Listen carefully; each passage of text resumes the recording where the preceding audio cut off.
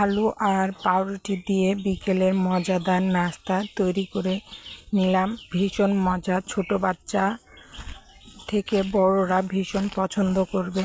চলুন তাহলে এই রেসিপিটি দেখে নেওয়া যাক।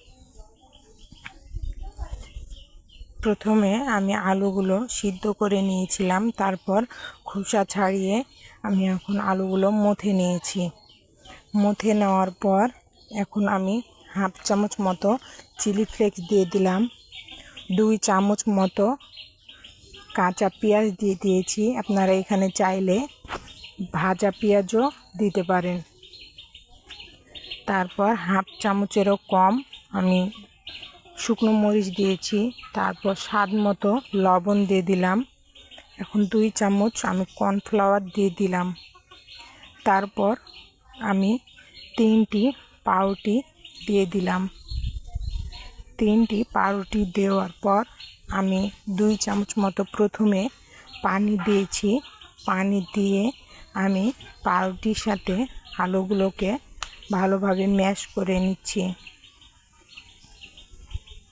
এখানে চাইলে আলাদাভাবে পানিতে পাউরুটিটা ভিজিয়ে পানিটা নিংড়ে তারপর এখানে ব্যবহার করা যেতে পারে।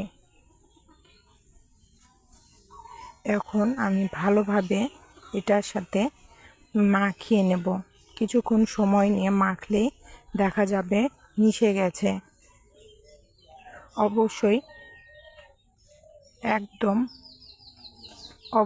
একদম পারফেক্টভাবে এটা মথে নিতে হবে, যাতে কোনো দানা অংশ না থাকে। যদি দানাদার অংশ থাকে তবে খেতে ভালো লাগবে না। সেজন্য ভালোভাবে একদম সময় নিয়ে এটা ভালোভাবে মথে নিতে হবে। এখন মথে নিয়ে হাতটা আমি ওয়াশ করে নেব। তারপরে এখানে ময়দা ছড়িয়ে দিয়ে তারপর এখানে হাত দিয়ে চেপে চেপে একটি লম্বা শেপ করে নিচ্ছি। লম্বা শেপ করে নিয়ে এখানে যে কোনো শেপে করা যেতে পারে। আমি এখানে লম্বা শেপ করে নিলাম। তারপর একটি বেলনা দিয়ে বেলে দিলাম। বেলনা দিয়ে এখন বেলে আমি সমান করে নেব। চারিপাশটা সমান করে নিচ্ছি। সমান করে নিয়ে আমি এখন ছুরির সাহায্যে কেটে নেব। 2 পাশটা আমি ফেলে দিলাম। ফেলে দেওয়ার পর মাঝখান দিয়ে আমি 2টি অংশ করে নিচ্ছি। মাঝখান দিয়ে 2টি অংশ করে নেওয়ার পর আমি এখন ছোট ছোট করে শেপ দিয়ে নেব। শেপটা দিয়ে নিলে দেখতে অনেকটা ভালো লাগবে, সেজন্য আমি এই শেপটা দিয়ে নিচ্ছি। আপনারা চাইলে যে কোনো শেপে দিতে পারেন।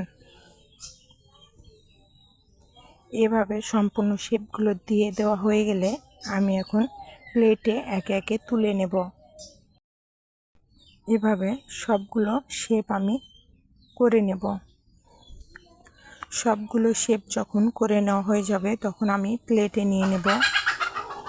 সবগুলো শেপ হয়ে গেলে প্লেটে নিয়ে নেওয়ার পর আমি এখন তেলে ভেজে নেব। সেজন্য পরিমাণ মতো তেল দিয়ে আবার আমি সম্পূর্ণ একে একে এগুলো দিয়ে দিচ্ছি।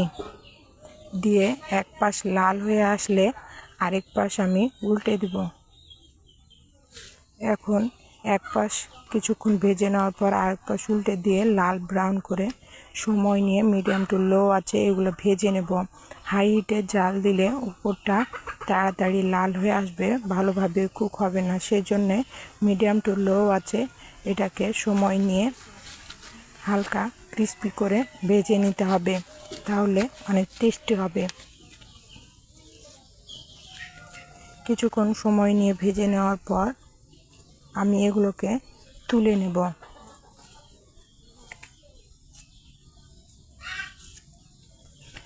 সম্পূর্ণ যখন ভাজা হয়ে যাবে আর লাল ব্রাউন হয়ে আসবে তখন এগুলো তুলে নিয়ে সার্ভ করব। আমি টমেটো সস দিয়ে এটাকে সার্ভ করেছি। আপনারা মাশাআল্লাহ অনেক মজার হয় খেতে। আপনারা বাসায় চাইলে বিকেলের নাস্তা এভাবে বানিয়ে খেতে পারেন। একবার হলেও বানিয়ে দেখবেন, ভীষণ মজা লাগে। আজকের ভিডিওটা এ পর্যন্তই। সবাই ভালো থাকবেন, সুস্থ থাকবেন। আল্লাহ হাফেজ।